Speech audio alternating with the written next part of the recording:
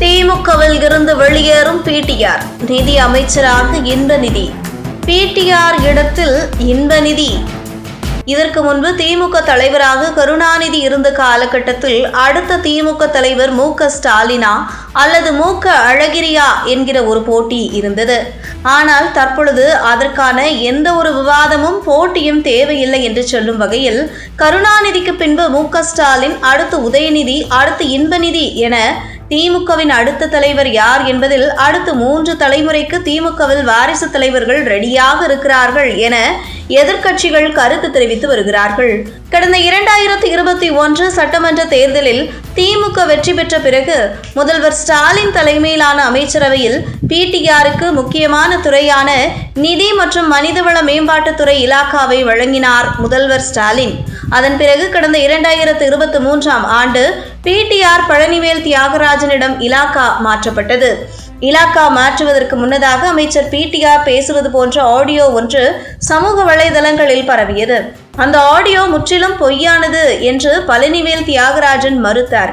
எனினும் அதன் பிறகு நடந்த அமைச்சரவை மாற்றத்தில் பிடிஆரின் இலாக்கா மாற்றப்பட்டது. இலாக்கா மாற்றப்பட்ட பின்பு அமைச்சர் பிடிஆர் அதிருப்தியில் இருந்ததாக கூறப்பட்ட நிலையில் கடந்த 2 மாதங்களுக்கு முன்பு சட்டசபையில் பேசிய தகவல் தொழில்நுட்பத்துறை அமைச்சர் பிடிஆர் பழனிவேல் தியாகராஜன், தன்னுடைய துறையில் நிதியும் குறைவாக ஒதுக்கப்படுகிறது, எனவே யாருடைய நிதியும் திறனும் அதிகாரமும் இருக்கிறதோ அவரிடம் கேட்டால் அவர் செய்து கொடுப்பார் என்று நான் கருதுகிறேன். எங்களிடம் அது இல்லை என எதிர்க்கட்சி சட்டமன்ற உறுப்பினர் எழுப்பிய கேள்விக்கு பதிலளித்திருந்தார் அமைச்சர் பிடிஆர். அமைச்சர் பிடிஆரின் இந்த பேச்சு திமுக தலைமையின் மீது இருந்த அதிருப்தியை வெளிப்படுத்துவது போன்று அமைந்திருந்தது.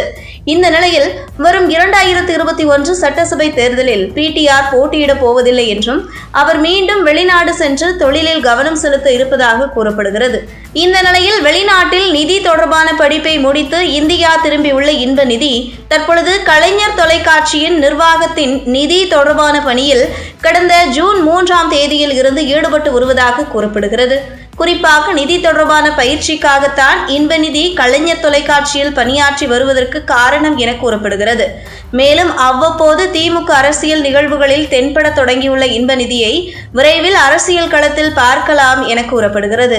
எதிர்காலத்தில் திமுக ஆட்சியில் நிதியமைச்சராக வருவதற்கான தகுதியை தற்பொழுதே வளர்த்து வருகிறார் இன்பநிதி என கூறப்படுகிறது.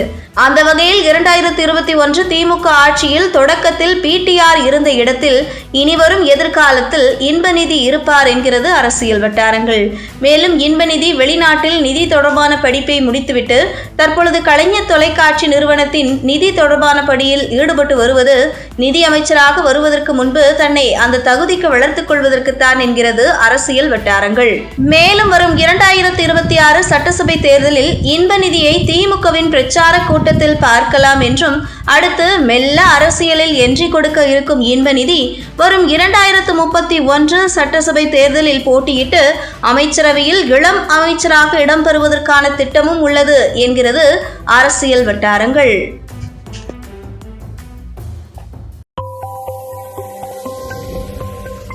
உங்கள் தின சேவல்.